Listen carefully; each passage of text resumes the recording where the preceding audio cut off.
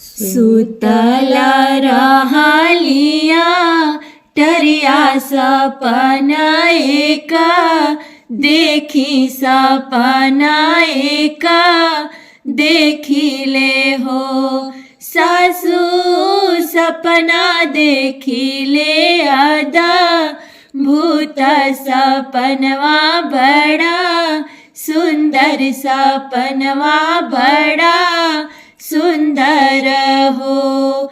सासू सपना देखिले आदा, भूत सपनवा बड़ा सुंदर सपनवा बड़ा सुंदर हो। पहिले पहर जबा सुतली सपना एका, देखी सपना एका देखिले हो। सासू झटुला झटुला दुई, जोगिया अयोध्या से आवे अयोध्या से आवेला हो। सासू झटुला झटुला दुई, जोगिया अयोध्या से आवे अयोध्या से आवेला हो। दूसरा पहरा हमा सुतली सपना एका, देखी सपना एका देखिले हो।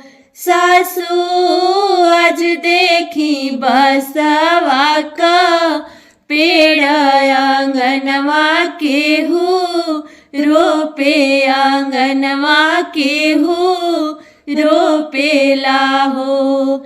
सासू आज देखी बसवा का पेड़ आंगनवा केहू रोपे आंगनवा केहू रोपेला हो।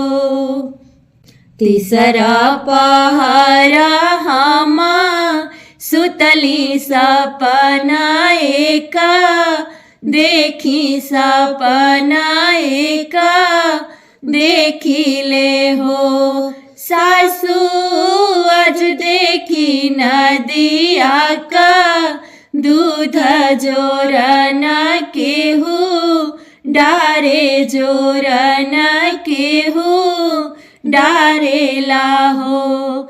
सासू आज देखी नदिया का दूध जोरन केहू डारे जोरन केहू डारेला हो।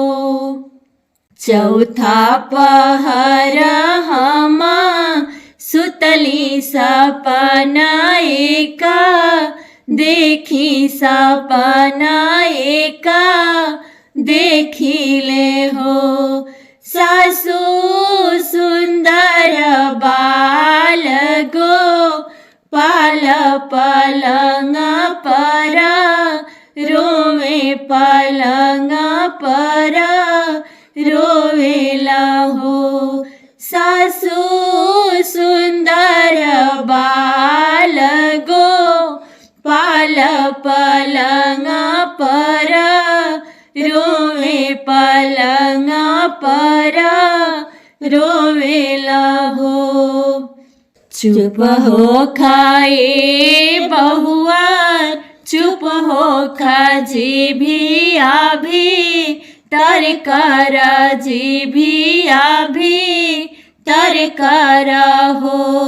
बहुआ तुहरे जे होई आनंद, लाल सपनवा मन में राख तू जानी केहू से कह न हो।